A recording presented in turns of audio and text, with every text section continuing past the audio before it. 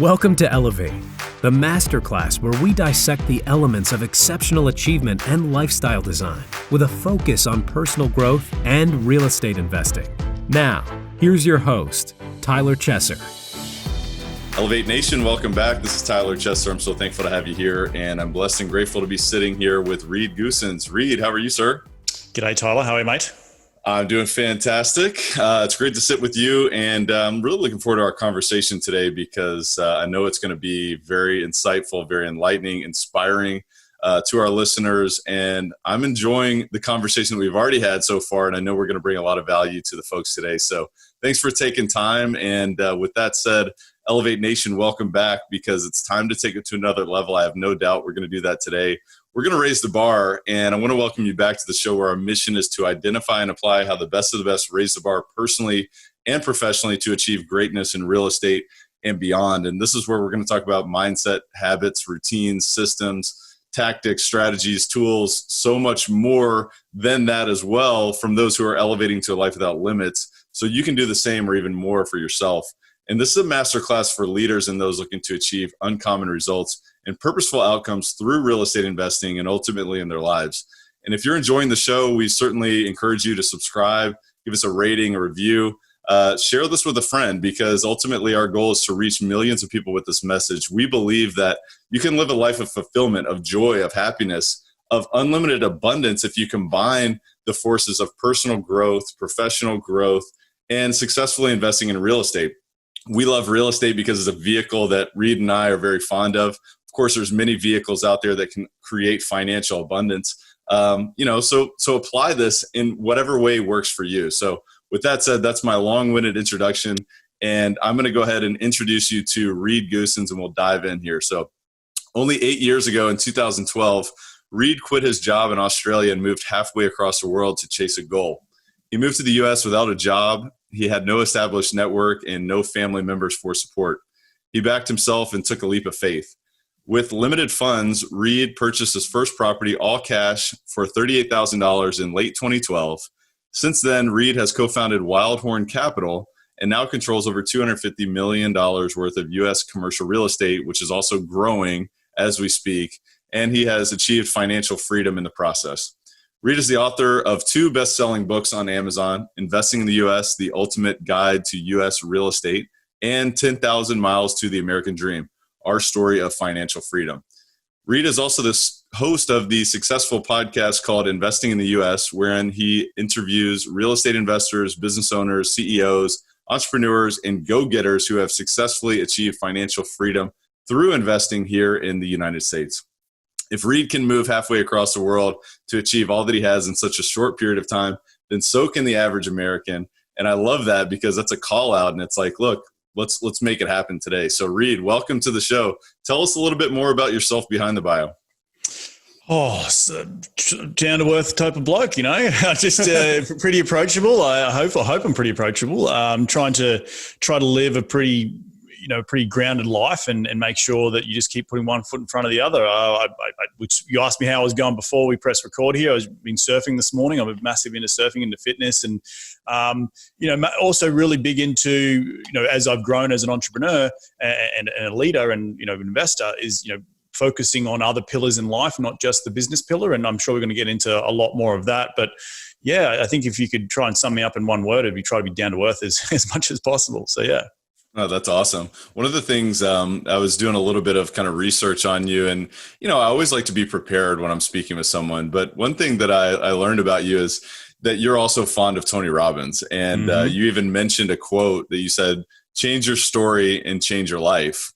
Yep. And it sounded like you had a story that you needed to change back in 2012, and you decided to commit pretty substantially and literally burn the boats to a certain degree and move 10,000 miles away and forge a new path. So tell me about that. I mean, talk to me a little bit more about that.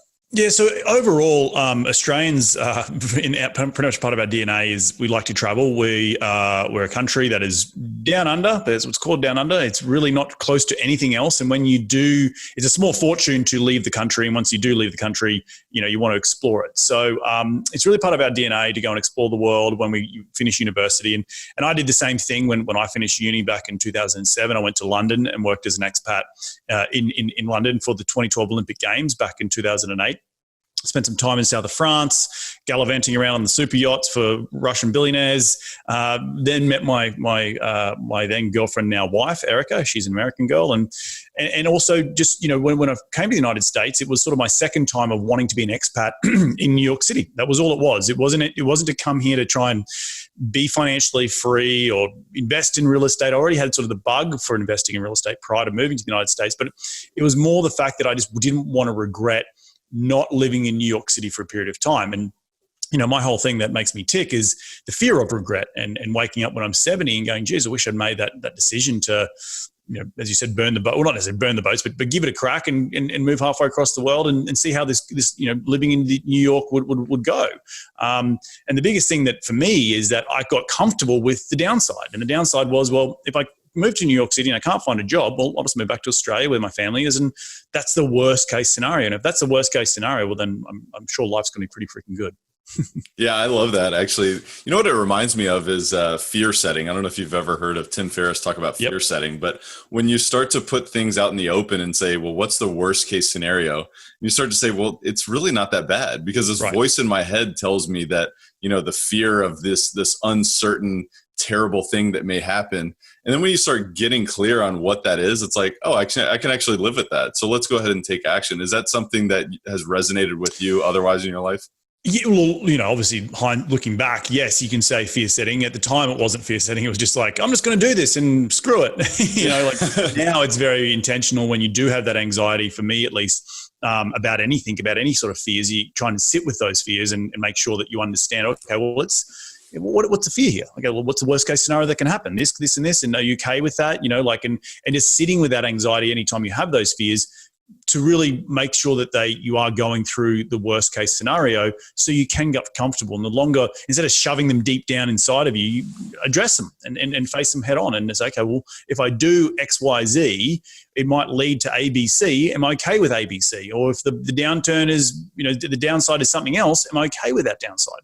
And if ultimately you become comfortable with both options, well, then why not take the leap, the step forward and go off and do whatever you're trying to contemplate in life. So I think it's really, really important, whatever you call it, fear setting, being comfortable with opening door. I use the open door analogy, like, we don't necessarily know what's on the other side of the door, but just go ahead in life and just start opening more doors, right? And just walk through them, and you'll figure out what's on the other side once you get through the door. So don't stress out too much about what's on the other side when you can't even see it, nor do you even know what's going to happen.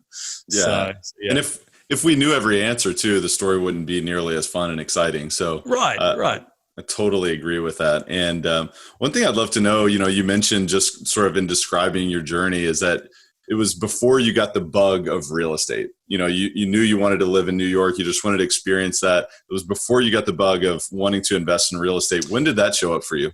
Well, actually, no. So wanting to invest in real estate happened before I moved to the United States. Okay, it was the Rich Dad Poor Dad book back in 2009. I just got back from gallivanting around the world for a couple of years, late 2009, early 2010.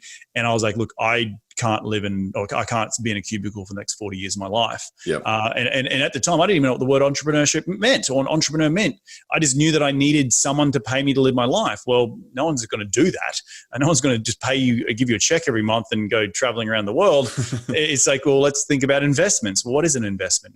And what vehicle do you want to invest in? And for me, being a structural engineer, because that's what I studied, it was, about building stuff and physical assets. And my dad also, he's a high school teacher, very humble means, but he had a little bit of success with investing in Australian real estate. And I thought, well, there you go. That's what's going to be. It's going to be Australian. It's going to be real estate. And I went out and then, avidly tried to seek information and networking events and read books. But the Rich Dad Poor Dad was that sort of the bug to plant the seed, to then give me the bug to want to go off and start investing in real estate. So yeah. It is absolutely amazing how powerful that book has been for so many people across the planet and just changing the thinking, right? Mm-hmm. That's why I love books in general, is because, many books can change the way you think and change the way that you see the world, and it opens up new possibilities. And it's almost like that was the door that opened for you, right? You looked behind the door and you said, wait a minute, I don't have to be in a cubicle for the rest of my life. But at the same time, I can't just travel around and dilly-dally and just have a great time all the time. No one's going to pay me to do that. So what's the practical solution here?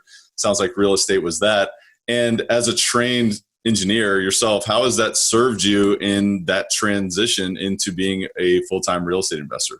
Oh, hugely. Working across the globe on different infrastructure projects, both with the Olympic Games. When I moved to New York City, I didn't even have a job, and I went door knocking on every single engineering place I could find on Google that appeared to be less than 50 employees, because I knew with less than 50 employees meant they didn't have a HR, and without HR, they wouldn't see that I went to a university that wasn't an American university, so they wouldn't chuck my resume out. So it was a little bit more, method to my madness. But yes, I did engineering for a couple of years here in the United States. And then I used engineering to actually pivot into, because part of me being here, I needed a visa tied to an employer. And before I got married to my lovely wife, to get the green card, I actually in 2014 jumped ship and said, well, if I've got to keep working for the next whatever period is, and with the side hustle, why not go and work for a developer and be enthralled in the business 24/7? And so I was able to use engineering as that catapult into the other side, the ownership world, and bring my skill set over to their side. And I was there for 3.5 years learning the business. And then at the end of 2017, after I got married, I was finally be able to leave the day job and go out on my own. So yeah. This episode of Elevate is brought to you by CF Capital, a real estate investment firm formed by myself and my partner, Brian Flaherty, where we invest in multifamily real estate communities across the Southeast United States. If you'd like to learn more about our approach, our mission, our acquisition criteria, and how you can learn more about future opportunities, visit cfcapllc.com. Again, that's cfcapllc.com. That's awesome. Well, obviously, you're somebody who can navigate a landscape, right? A global landscape, and find your way into positions. One thing that does strike me about you is that you're an individual who is driven to be above average. You're driven to be uncommon, and because you achieve financial freedom, but you haven't stopped there. So what is that within you? I mean, what's the fire that really drives your approach? Well, let's break down financial freedom. What is it? It's an ability to pay yourself a wage that is not from someone else, right? Like, there's a whole level of different financial freedoms. I achieved the first one, which was be my own boss. Mm-hmm. And over time, that's, I'm with real estate, I look at the, particularly multifamily, I look at it like planting seeds for the long term, and hopefully in 5, 10, 15 years time, I can start, basking in the shade of those big oak trees. But back to your original question of the why, it was just the fact that I knew I had more to give in life than just be an employee. I think more, we all realize that this, I loved studying engineering. I loved going to university and learning, but the practicality of just like, I know I'm making someone else a lot of money. My time has just been traded for money, and I didn't want that. I didn't want to have to. I was like, that's it. That's going to be the next 40 years. No, I don't agree. So it was just that type of inner burning that, okay, well, how do I go and do something different? And that's where it led me down the path of real estate and becoming an entrepreneur and really taking control of my life. And that is what drives me. And that is what, a life by design, and have the ability to travel the world and not be constrained financially and experience new cultures and, fly back and forth to see my family in Australia. All those great things come from being financially free. So having, something that, if you have a job, you're not really financially free. You're tied to a desk and you can't leave until you're 2 weeks a year. So the whole thing is just about time freedom and making sure that I'm in control, read Goossens, of my own time. And that's what everyone should hopefully be striving for. And in real estate, again, like you said earlier, is just one of the vehicles that you can use in order to unshackle those chains and become, financially time independent. Yeah. So yeah. Absolutely. And obviously we both believe deeply in that vehicle, or else we wouldn't have really committed our life to it in so many ways. But, the exciting part about it is that, there's always another level, right? You can go from good to great, and you can also go from great to excellent. You can go from excellent to outstanding. You go from outstanding to extraordinary. I mean, there's always another level to, bring yourself to that next piece, that next place. And what can you do to give that to someone else as well, which is so exciting. And, it's a journey. I mean, we're never going to reach, the final destination, but we're always going to be improving ourselves. And I don't know if you're anything like myself, you enjoy that process. You enjoy who you become as a person and as a whole well-rounded individual as well. And you mentioned earlier other pillars outside of business that are important to you that really serve this path. And could you talk a little bit more about that? What are those other pillars for you? Yeah, look, I'm not going to sugarcoat it. There was times where business was the only thing, right? And health and family and relationships went by the wayside. And I wasn't as mature as what I am today. And now I'm not saying that I'm, some sort of Gandhi, but I'm 34. I've had a bit, I've had through personal loss in recent years. I'm more than happy to share that. Like my mother passed away in 2017, just after my wedding. And I sort of wish I was able to be where I am today back in 2017 and all the sort of the emotional baggage that comes along with, living in a foreign country and chasing your dreams and maybe not being there when you should have been there, like all that stuff wells up. And understanding that, well, why the hell are you doing this? Like, what's the point in life? And what's the point of trying to chase this big deal and that syndication fees and all this sort of stuff if you can't enjoy the freaking journey? And for me, it just really made me understand the differences between priorities and goals, and making sure that my priorities are in line and are in check. And business was the top priority, which maybe it shouldn't have been. Maybe it should be health, and maybe it should be love and relationships. And it's okay to be, equally dispersed across other pillars, because when you do hit rock bottom, it's because your other pillars in life aren't there supporting you. If you just are leaning on one pillar, which is maybe business, and that blows up in your face, well, the only place to go is down, right? So understanding that and being comfortable with the journey, what you said before. And another great quote I love from Tony Robbins is, we overestimate what we can achieve in a year, but we underestimate what we can achieve in a decade. And I had no idea that I would be sitting here talking to you 8 years later about all this, properties and blah, blah, blah, blah, blah. But the fact is, if I did, back to that analogy of opening the door, if I didn't open that door that I said, well, I'm going to get on the freaking plane to New York City and I'll figure the rest out. Yes, there's been ups and downs along the way. Yes, I've become more knowledgeable and self-aware of where I am as a leader and husband and CEO and all that sort of stuff. But it's that journey that you talk about that you've got to really enjoy, because we will want to all scale to the mountaintops, but you've got to enjoy the view along the way, because once you get to the mountaintops, there's going to be another mountain you want to climb, right? So you're always making sure that you are enjoying the journey. And for me, a lot of people, and I have conversations with my business partner. He's got he's got kids, so he's a little bit different mindset to me, but I kind of don't care what happens in 10 years' time. I know that the last 10 years have been freaking awesome, and I never had any idea that it was going to be as awesome as they are. And just to know that I did that by myself, well, I know the next 10 years are going to be even better. And so just enjoy that along the way and stop putting pressure on yourself. Like, by the time I'm 45, I need to be here. You'll figure it out. It's just relax, smell the roses, and enjoy the journey.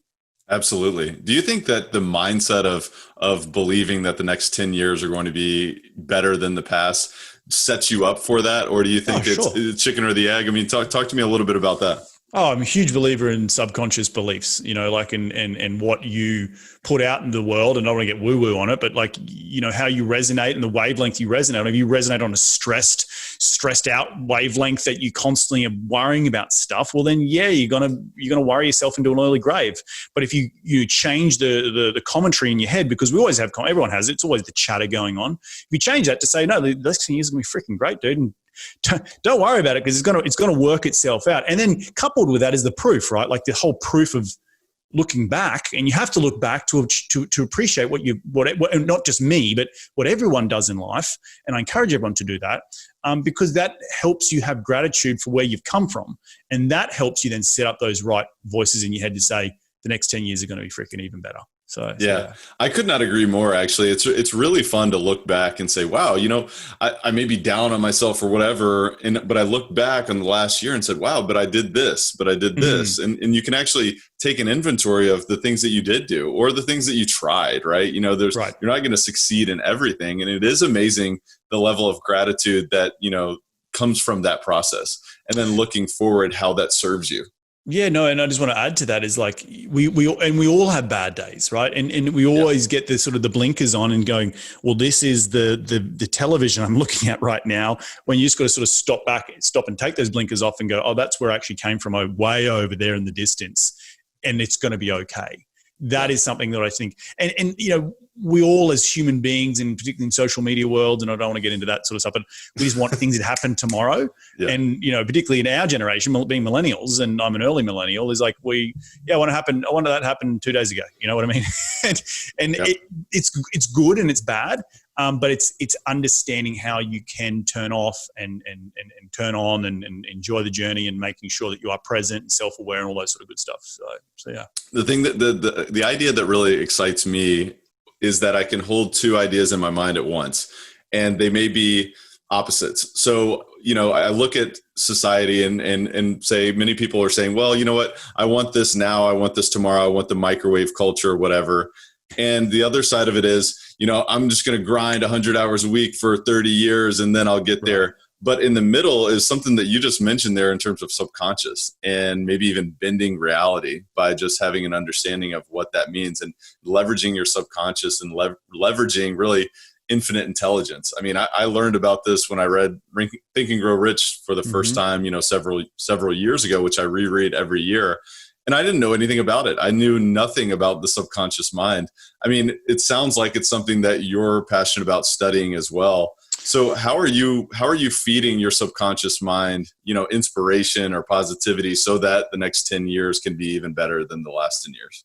Well, first, I think it comes down to identifying what you need. So I have a business coach, and she's really more of a life coach, and doesn't actually really help me with the business side, because the business side for me, being a math geek, E equals MC squared.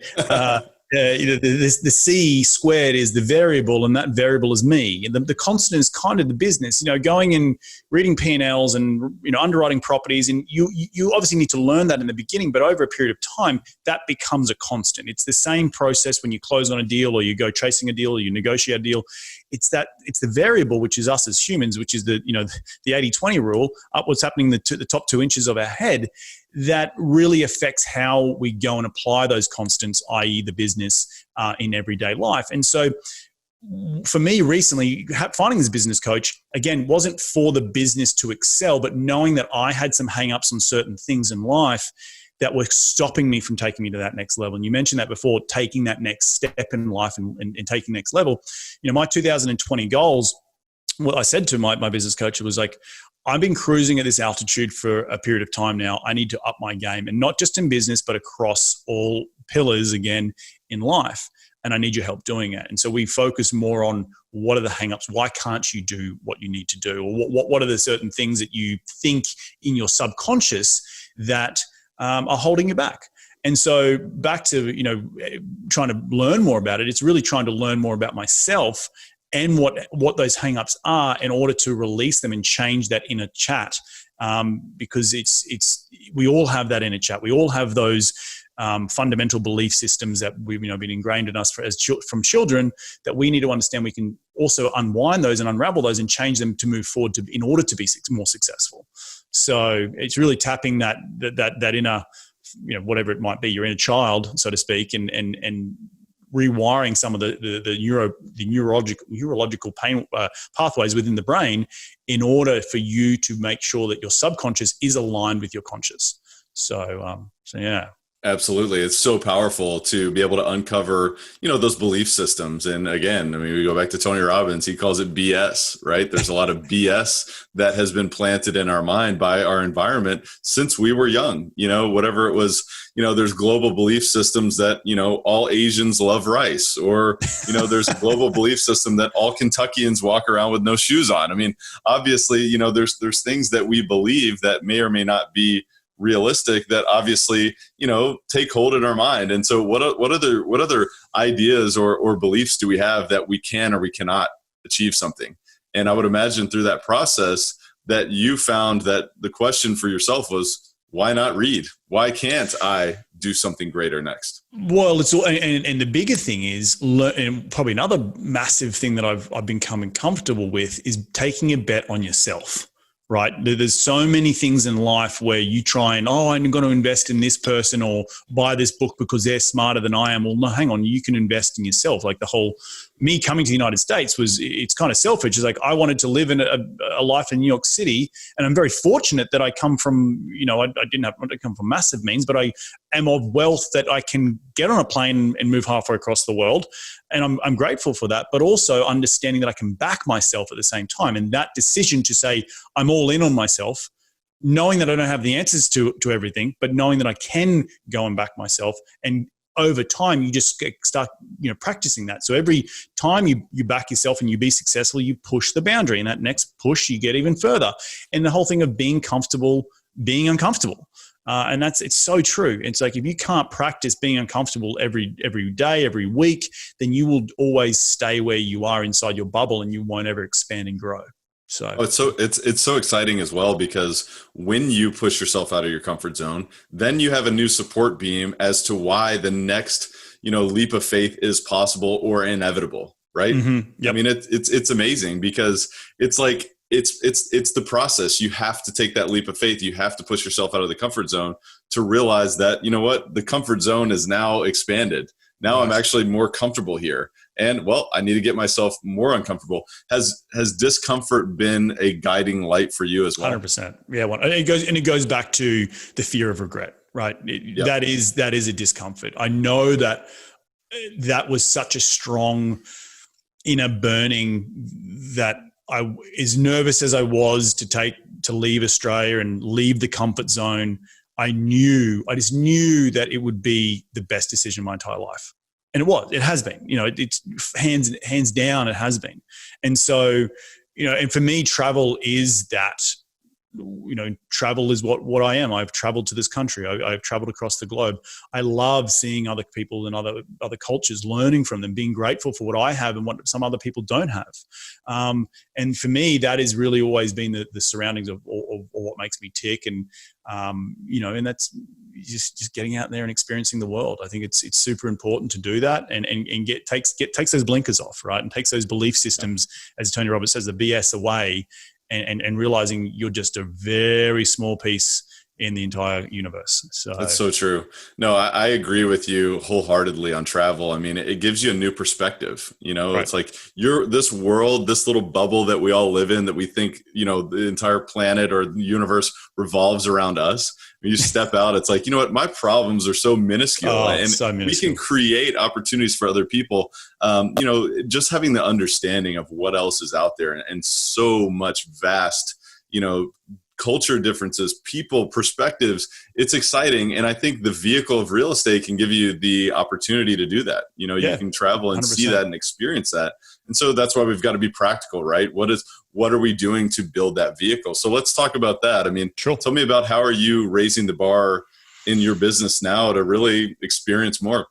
Yeah, so for right now, we're at 2,000 units, or just under 2,000 units. I think you mentioned somewhere around the quarter bill. It's sort of like, again, just a bunch of zeros right now. I've never even thought those words would come out of my mouth. Excuse me. But, moving forward, people always ask me, what's the new North Star, right? Like the original North Star was get to financial freedom, become your own boss. Well, I've got that. Well, what's the new North Star? Well, I think the new North Star for me is creating a ecosystem of businesses that feed off one another, that ultimately can be self-sufficient, right? Beneficial for my investors, but also beneficial for me as the business owner, that you can create opportunities within itself to become a very stable foundation for a portfolio. And what I'm talking about is real estate, particularly multifamily. There's the actual act of buying and acquiring real estate, and that's one leg of the table. But you could have property management, you could have construction management, you could have product sourcing. You could own technology that helps tenants pay better. You could own insurance pieces of the pie. Like, there's so many little pieces that make up collecting rents and, improving properties and property management and construction. There's so many facets to the spokes to the wheel that you can ultimately choose what you control. Now, obviously, you don't want to go do all of them because there's a lot. There's only certain hours in the day. But when you do start to pick up a few of those other pieces, the table, or we just spoke about, legs of the table, it becomes more stable, right? Because you don't just have one leg that you're relying upon. You have other legs that, and which is, when I say the one leg, meaning they're constantly acquiring assets. Now, that is the major leg, but you want to have other things to support it, other revenue streams. So for me, it's the true wealth comes from not only buying real estate, but then creating an ecosystem around that where it supports each other, the different businesses, and that can be the platform that just keeps feeding one another to then grow. You can let it grow as big as you want, and you really don't have to do a whole lot once you get the sort of systems in place and sort of the engine started and off it goes. So yeah. Are you someone who's seriously looking to elevate your life, your business, your real estate portfolio, your cash flow, your deal opportunities, your access to opportunities, your network this year? Well, if that's you, then I invite you to visit coachwithtyler.com, because I'm currently opening up a few coaching spots for people like you who want to close the gap from where you are to where you want to be, and really, expand that beyond your wildest dreams and explode your business, explode your deal opportunities, explode your vision for what you're looking to create. If that's you, I invite you to visit coachwithtyler.com.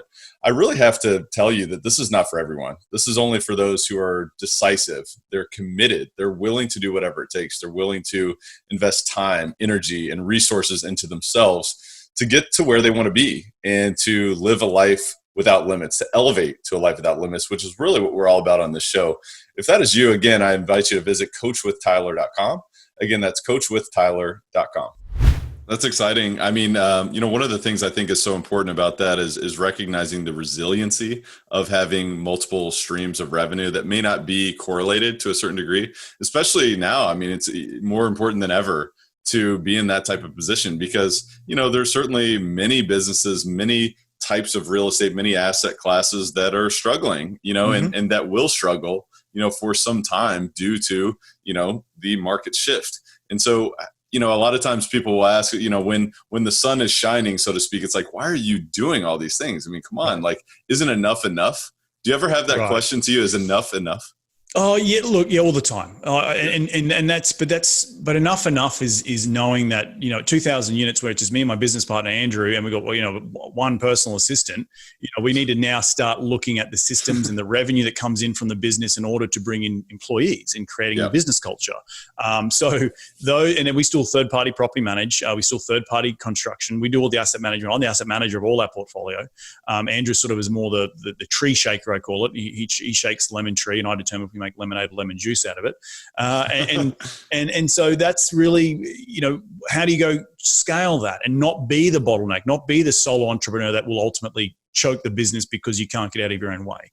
And that we should all strive as business owners to get out of our own way and create the system so we can be more the puppeteer and come in every now and then and just, tweak the engine here and there and not have to spend hours and hours a week doing it, which is what we are currently doing and what you have to do when you start a business. But over time, the goal should be, the North Star should be, it should become self-sufficient.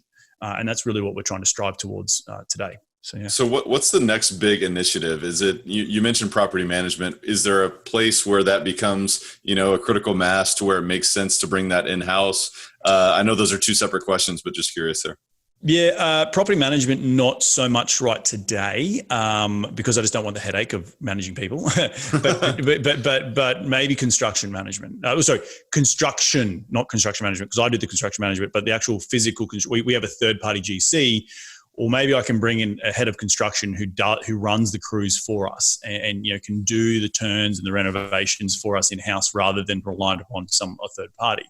Sourcing from, we already do sourcing from China. We go through a broker who has relationships, but do I want to go build those relationships by myself to get it cheaper? Well, you're going to leave some profits on the table because there's only so much time in the day. But again, understanding where to vertically integrate, make sure that everything is running efficiently.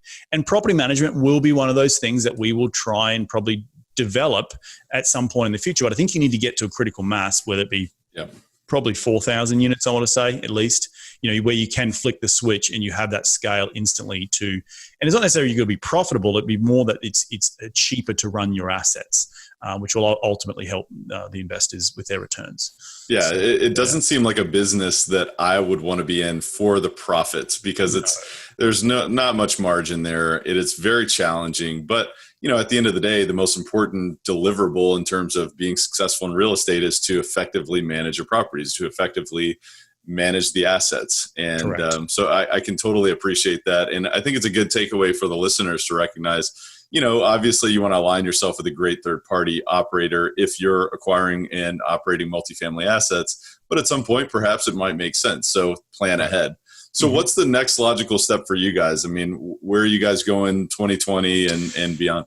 Yeah, so the next logical step will be hiring probably a full-time asset manager, for the portfolio to supplement my time, because I'm already running 9 assets right now, and when I get to double digits, I know it will be starting to get a lot harder. So not that I would never stop that, but you'd be able to bring someone on full-time.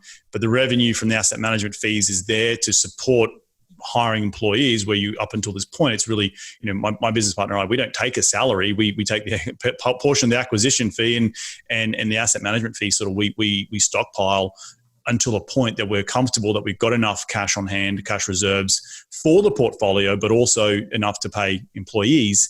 And that's where we're going to start developing. And now we don't ever want to be 20,000 units. Our goal is to be, again, life by design, maybe 3.5 to 5,000 units, buying a deal a quarter.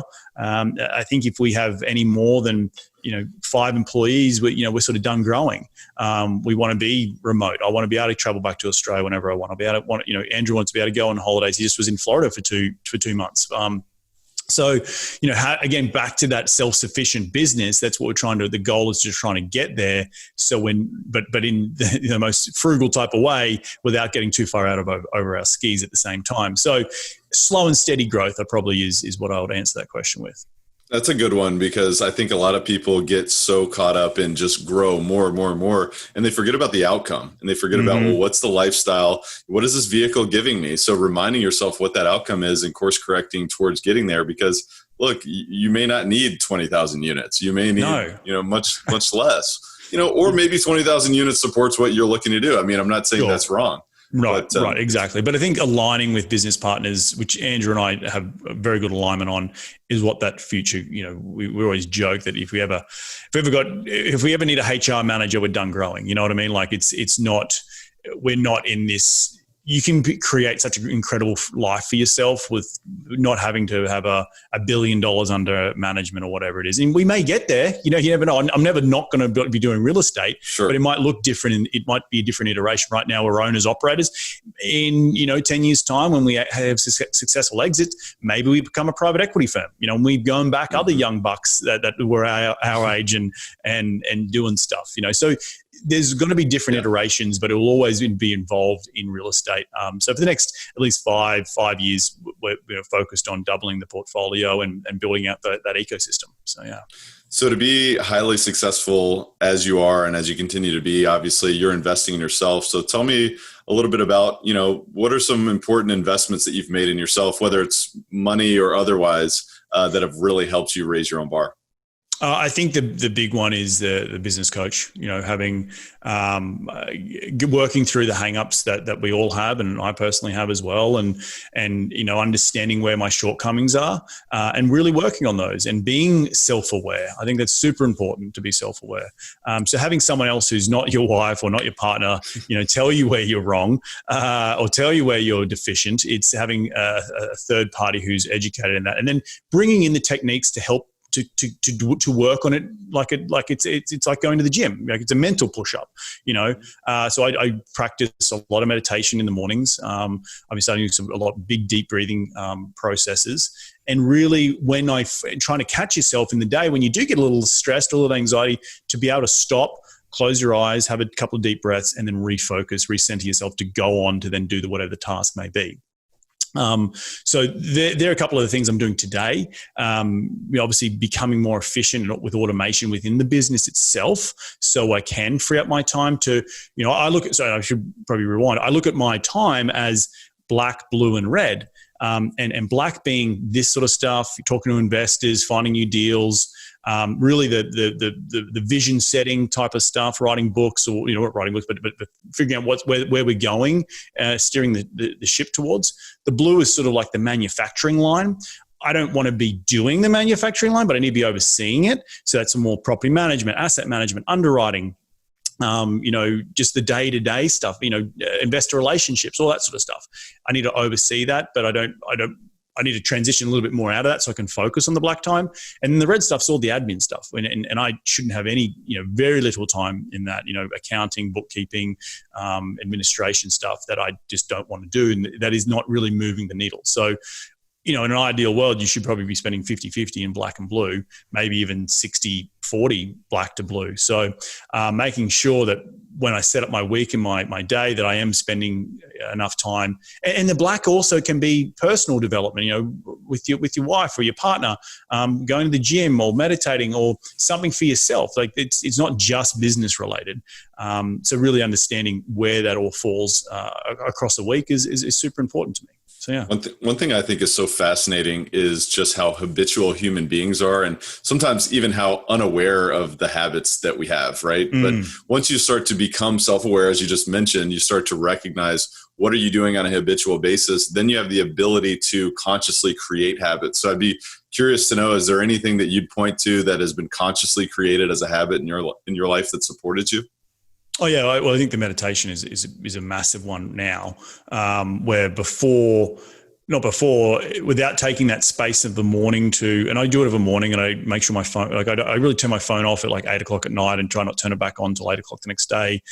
And when I wake up in the morning, those first couple of hours, it's without any external distraction. It's focusing on myself and taking the dog for a walk and breathing and maybe doing some exercise before then getting into the day, because we get so consumed. And I was finding myself when I had a job, waking up and first thing you do is flick on the phone and first thing you do is check emails. And you got to try and stop yourself doing that because I find when I do that, my day is just rubbish. I need to have that time in the morning to center myself before going and diving in the deep end and dealing with stuff.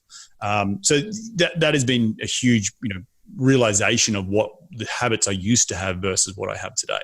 Yeah, I've had the same realization, especially with the phone, is if I look at the phone the first thing in the morning, I recognize that the rest of my day feels like I'm on defense. I'm not dictating the course of my day. It's being dictated for me. And so if I can create something, if I can invest in myself some time and attention into something that I want to do before someone else dictates how I'm going to spend my time, whether it's a response in an email or a project that someone else wants me to be involved in with them, it's a big shift, and it seems very simple, but how can you spend an hour before you take a look at the phone? It's a very simple process, but I appreciate you sharing that.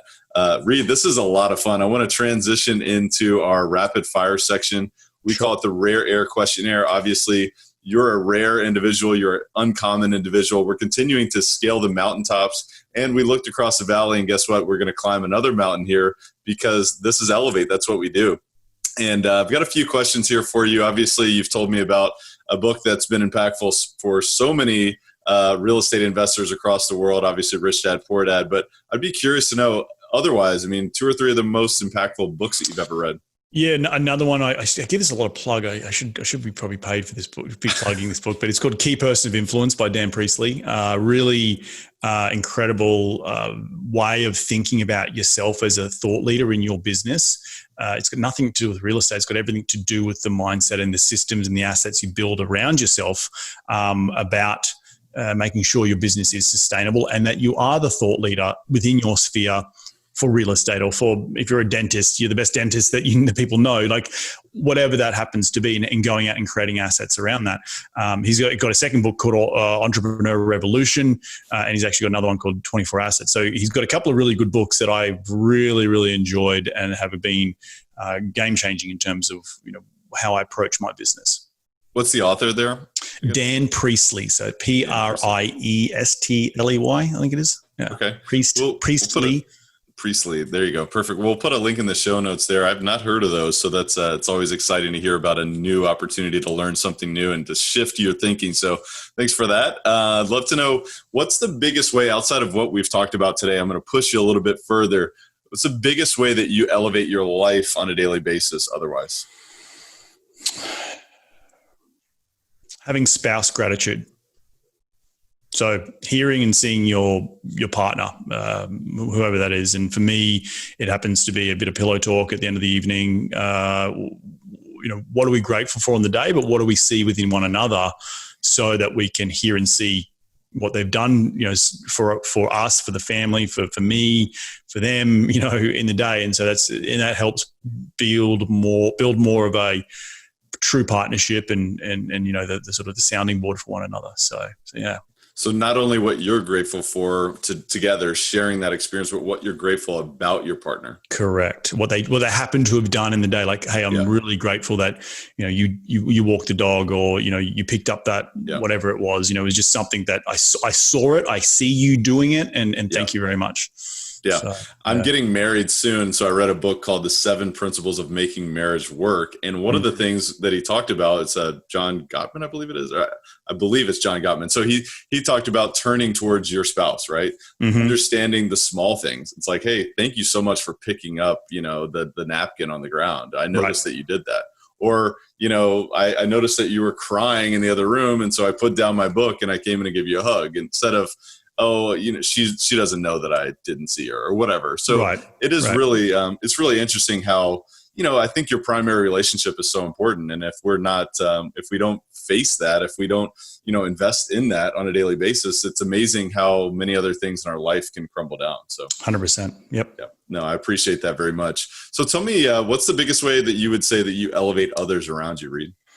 Well, through the podcast, through hopefully sharing my story and inspiring a few other people, but also really trying to be the person to shine the spotlight. My goal is not to be egotistical and head in the clouds.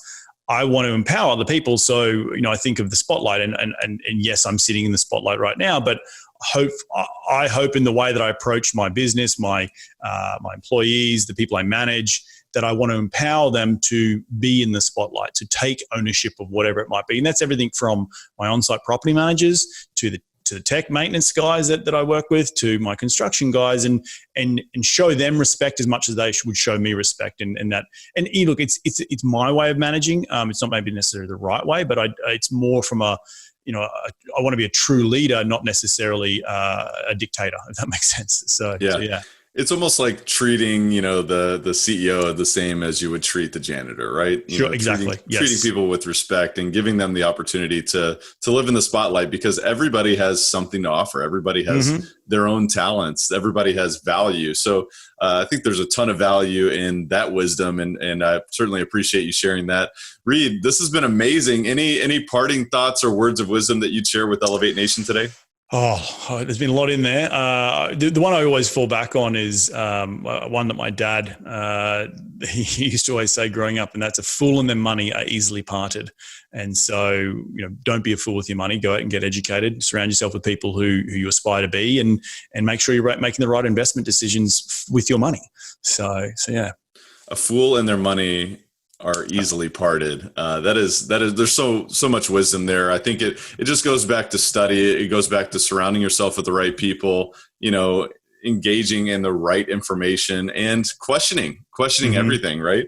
Because, everyone, there's times where people have ulterior motives. What are you going to do to question information? And man, that's amazing. It's a mic drop moment. So I will not ruin it there. So Reed, thank you so much for being on the show. Tell the listeners how they can learn more about what you do and remain engaged with you on your journey. Yeah, simplest way is go to reedgoossens.com. That's ReedGoossens. Links to the books. The first book, the Audible book just came out, so you can find that on Audible, called Investing in the US. You can links to the podcast, links to my investment platform, which is Wildhorn. All the things, just go to reedgoossens.com, and that's there. And then the other thing is, if people are coming through LA once once we get safe to go back on planes in COVID, if you're ever coming through LA and you want to meet up for a beer or a drink, hit me up at info, that's info at readgoossens.com. That's awesome, man. That's awesome. Well, thank you for sharing that. And Elevate Nation, I totally want to encourage you to re-listen to the show. And you're going to need to take notes because I've got a full page of notes here. And I've got to go back and distill this down to what's my top 3 takeaways. I always say that. What's your top 3 key takeaways that you're going to apply to your life immediately? Because look, we just identified how the best of the best raise the bar personally, professionally, in real estate and beyond. But now it's time to apply it. So what are you going to do to apply this to your own life, to your own business? And I would encourage you as well to share this with someone else, pay it forward, allow someone else to live in the spotlight. What value do they have? But what can you do to share this information with someone else so that they, they're not a fool and being parted with their own resources. So, I think there's so much value in being the teacher. And obviously as you teach to others, you learn more yourself. And I'm very fond of that concept, but the biggest piece here is take massive action. And so, again, Reed, thank you so much for being on the show. Hi, man. Thanks for having me. It's been an absolute blast. Absolutely. Elevate Nation, we'll see you next time. Thanks for tuning in. Thank you for listening to Elevate. If you enjoyed this episode, be sure to rate, review, subscribe, and pay it forward by sharing with a friend. Most importantly, take this opportunity to elevate your results by taking immediate action on what you learned. For more, visit elevatepod.com.